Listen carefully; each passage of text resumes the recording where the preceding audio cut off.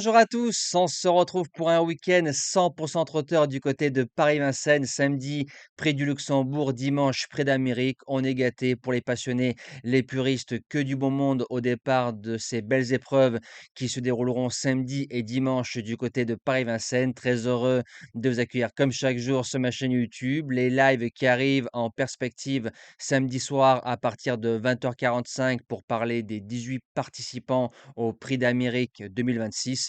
Et dimanche, dès que j'aurai l'heure, je ferai un post sur les réseaux sociaux. On sera en live de la première jusqu'à la 10e toute la journée. Donc théoriquement, en espérant qu'on passe une belle réunion, rendez-vous sur ma chaîne YouTube et n'oubliez pas de vous abonner et de cliquer sur la cloche des notifications.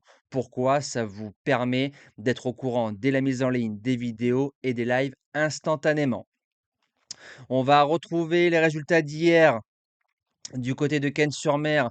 Le course-par-course a été moins bon que celui de vendredi dernier et dans le quintet, on a un tiercé ordre en 7 chevaux. Ça a été les 6 premiers favoris à l'arrivée du quintet. Il fallait trouver tiercé, écarté, quintet, ordre. Je n'ai trouvé que le tiercé dans l'ordre.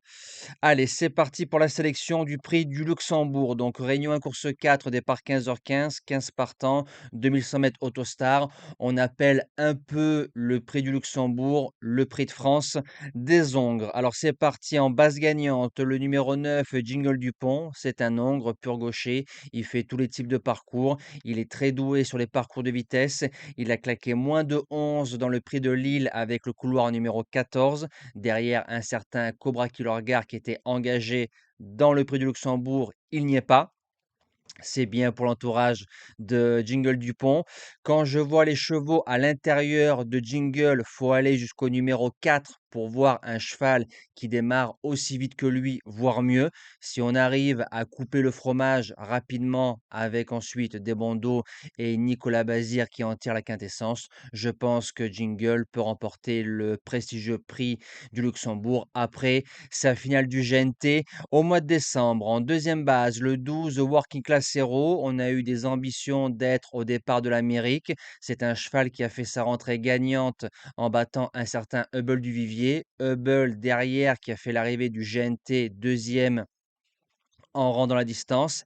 Il a répété par la suite. On a su qu'il a eu un problème physique, Hubble du Vivier, carrière terminée. Merci à toi et bon repos. Concernant Working, il a été un peu malade, donc ça s'est pas bien goupillé comme ils ont voulu.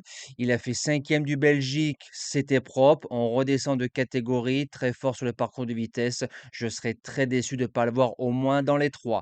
Pour les chances, le numéro 3, Hannibal Tuileries. Je vais tenter un truc avec de la cote assez haut dans ma sélection. Déféré des 4, Mathieu Abrivard qui est en forme. Iguski a remporté le prix de Cornulier, donc ça redonne un maximum de morale. Il a moins de références parcours de vitesse, mais quand on voit qu'il a fait sixième l'hiver précédent du prix Jean Boyero en faisant course école, je me dis qu'en partant en première ligne avec les bons wagons et comme Mathieu est très bon sur les parcours de vitesse, ça peut faire mal. En quatrième position, le numéro 10, Isofou Duchesne, donc numéro terrible, en espérant que Alex Abrivard démarre devant lui. Ça va l'avantager, sinon il va se retrouver au milieu du peloton et ça va être compliqué de sortir. Il reste sur deux belles sorties. Il a battu Iroise de la Noé. Il a fait jeu égal avec Hubble du Vivier battu à la photo, 10-2 sur le parcours chrono d'hiver. Grosso modo, si tu sors du couloir numéro 10, tu bouges pas des 5. En cinquième position, le numéro 5, Django Vici, déféré des 4 cette fois-ci. François Lagadec à la drift qui est en forme. C'est un cheval qui redescend de catégorie. Il a couru les baies sans être ridicule et ça a été plusieurs fois la note. Il a déjà gagné tête et corde à Vincennes. Parcours de vitesse, ce n'est pas sa distance, mais à mon avis, cette fois-ci, on risque d'aller devant au train et tête et corde, il va aller loin.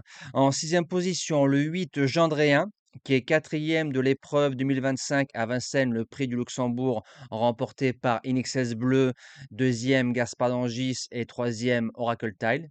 Excellente ligne l'année dernière. Quatrième du Bar-le-Duc, je l'avais gardé au 25 mètres.